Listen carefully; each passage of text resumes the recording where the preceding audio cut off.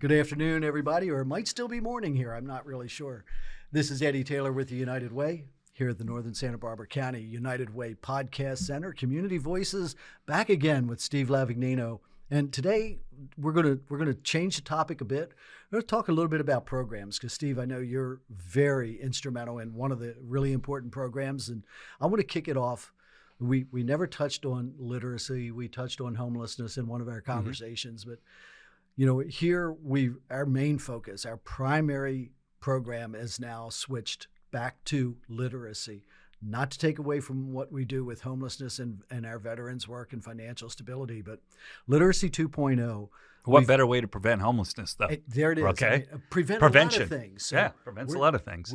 We call it 2.0, Steve, because it incorporates financial literacy as well as basic reading and writing skills, right? So we start every child off, and in January of 25, we will start a brand new program kicking off registering every newborn when they're born at the hospital. You were a little bit early, but we're going to get your All right. I've got a 2-week-old. Right? No, Ezekiel. Big okay. Zeke. We're going to get your grandson little in the Zeke, program. I guess. Yeah. So we're going to register every child in the Imagination Library. Right now, we have almost 1,000 kids receiving books through that partnership with Dolly Parton. At the same time, we're going to register their parents in our parent engagement process, which is who knew this thing would be so important in our futures, right? You're talking about the phone. The phone. So our text message application engages parents in a very meaningful way. The data that we get back from parents on this and the impact that it has on their interactions with their kids is phenomenal. So every parent will be enrolled in what we call Ready for K and Beyond. Right on. When these children graduate from the Imagination Library at age 5, there's a year gap there. Parents are still getting Ready for K and Beyond because that goes to age 18, right? But in year 1 of school, or at age 7, we're going to enter all of those children into our Sammy Rabbit Money School. This is still literacy, but we're introducing financial literacy. And when a partner brought this idea to me, I looked at it and said, man, I love this rabbit. Oh, yeah, he's right? cool looking. The rabbit's very cool. Got the overalls and the backwards hat. I'll give him an earworm before we're done. But the songs are great. The curriculum is outstanding. We've got it down to a 4-week curriculum, and we've got staff that are teaching it in the schools and after-school systems. And what it's doing is engaging children very effectively and helping them establish habits around money, savings habits, and setting goals and having dreams. And we're going to carry that forward this way. What I said to those folks was, it's a great program, but there's a whole lot of financial literacy programs out there for adults and kids. Mm-hmm. And they're all one-off. There's no staying power to them. If you want to have impact, we have to put real money behind it. Yeah. So the United Way make it real. When the children complete our curriculum, we work with their parents to open a custodial savings account. We provide the first deposit of $44 if the child agrees to use what he learned from Sammy, he or she, learned from Sammy to make regular savings deposits. In other words, can't come to Uncle Steve and say, you know what, if you give me $44, the United Way is going to give me another $44. Now, got to use the habits you learned. When they've done that, they come back to us and we deposit another $44. We continue working with the parents for regular savings challenges until those children are 18 years old. Wow.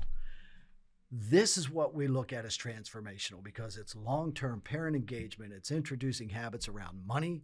It's improving literacy skills for when they start kindergarten.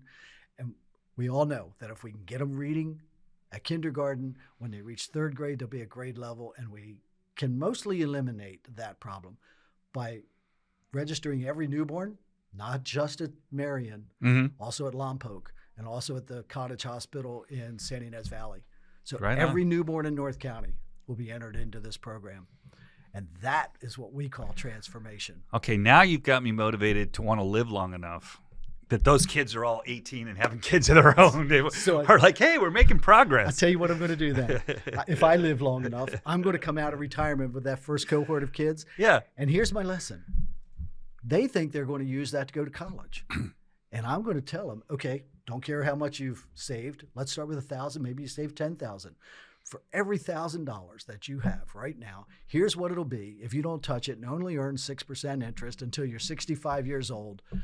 This is your retirement account. Right. You can become a millionaire. You will. Yeah, absolutely. Yeah. So those things are transformational. A lot of the things we do aren't necessarily transformational, but I'll bring us back to the homeless conversation and the veterans conversation.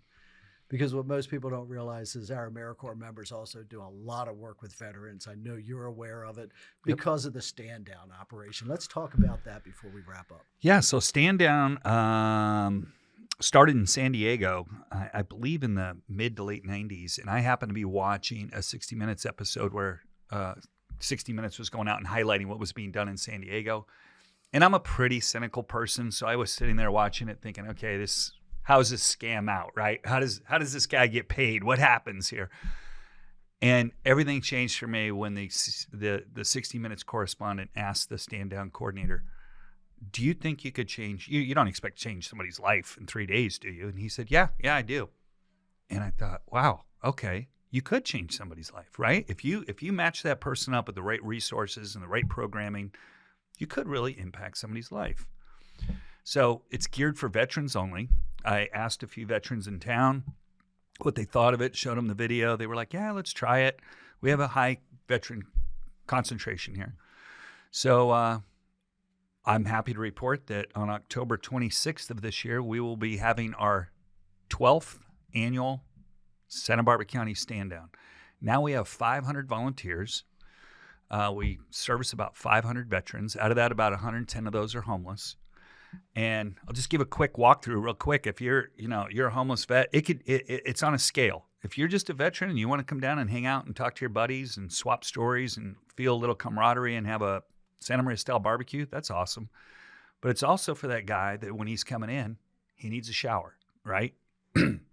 He needs a hot breakfast. We've got breakfast for everybody. We got a shower. You want to get your hair cut. Do you have a pet with you? We will chip that pet. We will license it, give it food, give you whatever supplies you need.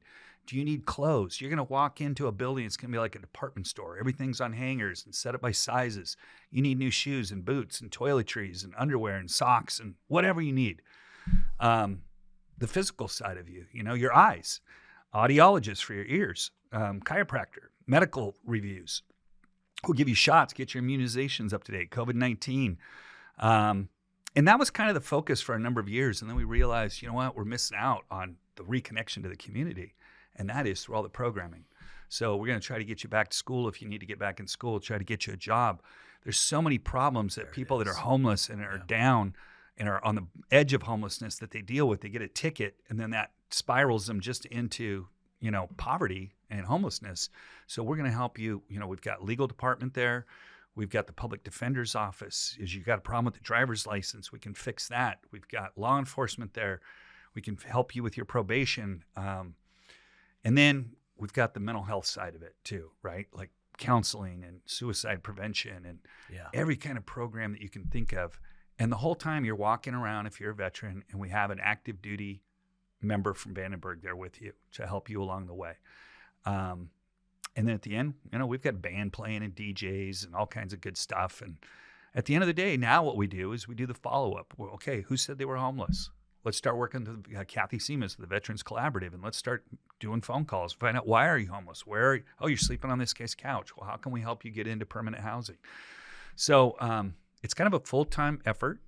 We're partnered with Good Samaritan Shelter. And Sandy Agalos, I got to give her a huge shout out. She's been our coordinator for the entire time it's been in existence. She now is an employee of Good Samaritan and works there and just works on Stand Down. And it's just been, for me, the thing that I can look back on and feel like, okay, I know there's somebody in there that got helped. Yeah. And that makes me sleep better at night. 12 years. 12 years. Yeah. Time flies when you're doing good work. Time does, but I'll tell you what, you look at what we're doing now compared to what we did year one, it just tells you, you keep doing something, you perfect it, make it a little bit better. I would challenge somebody at this point, okay, come to Stand Down and try to tell me what service that you needed that we weren't able to provide you. Because we do transportation. We bring people all the way from Carpinteria and San Luis Obispo. We'll provide you a free ride there and free ride back.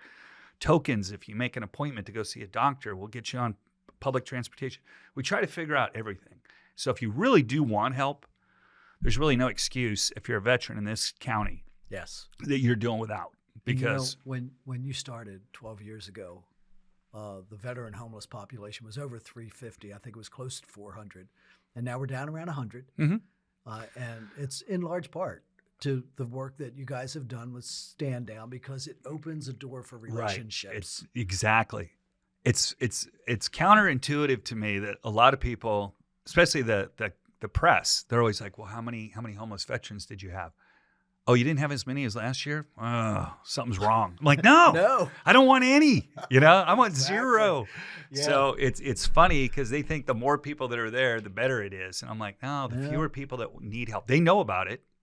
And we now know how to communicate with most of them. And there's, I think from our perspective here at United Way, we have in the movement, there's a program called Mission United. We do it here. We don't do it to the scale that it needs to be done. We get involved with you guys. Yeah, we do absolutely. the homeless. We do a lot of the homeless outreach and relationship building with the veterans, and have housed scores of veterans over the last 9 years.